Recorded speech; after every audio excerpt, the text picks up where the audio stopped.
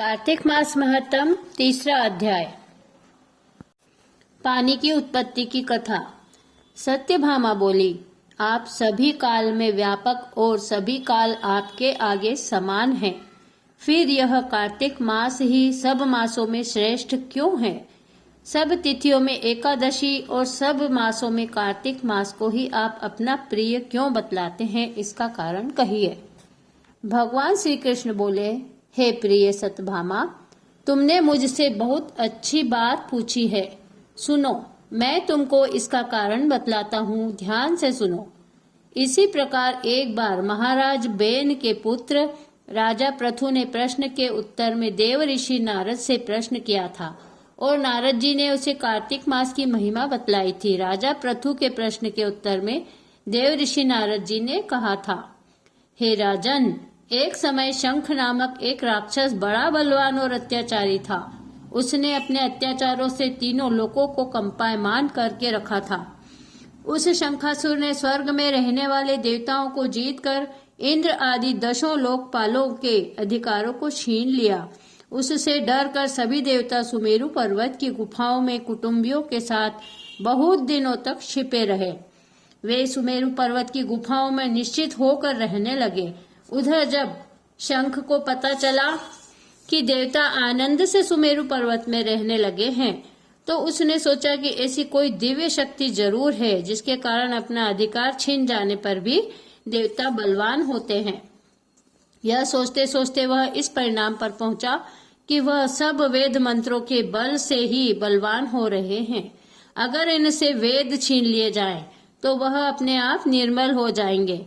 देव ऋषि नारद बोले, ऐसा सोचकर असुर शंख ने भगवान विष्णु को सोते हुए देखकर सत्यलोक में वेद चुराने के लिए पहुंच गया।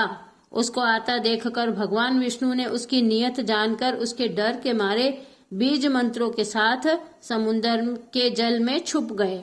शंख भी वेद मंत्रों तथा बीज मंत्रों को ढूंढता हुआ समुद्र में प्रविष्ट हो गया, लेकिन न तो उसको वेद मंत्र मिले और न ही बीज मंत्र मिले। जब शंख समुद्र से निराश होकर वापस लौटा, तो उस समय श्री ब्रह्मा जी पूजा की सामग्री लेकर सब देवताओं के साथ भगवान विष्णु की शरण में पहुंचे और भगवान को गहरी नींद से जगाने के लिए गाने बजाने लगे और धूप गंध आदि से बार बार उनका पूजन करने लगे। धूप दीप नैवेद्य आदि अर्पण करने पर भगवान की निद्रा भंग हुई और वह देवताओं सहित श्री ब्रह्मा जी को अपनी पूजा करते देखकर बहुत प्रसन्न हुए और उनसे कहने लगे, मैं आप लोगों के इस कीर्तन और इस मंगलाचरण से अति प्रसन्न हूँ। आप अपना अभिष्ट वर मांगिए, मैं अवश्य प्रदान करूँगा।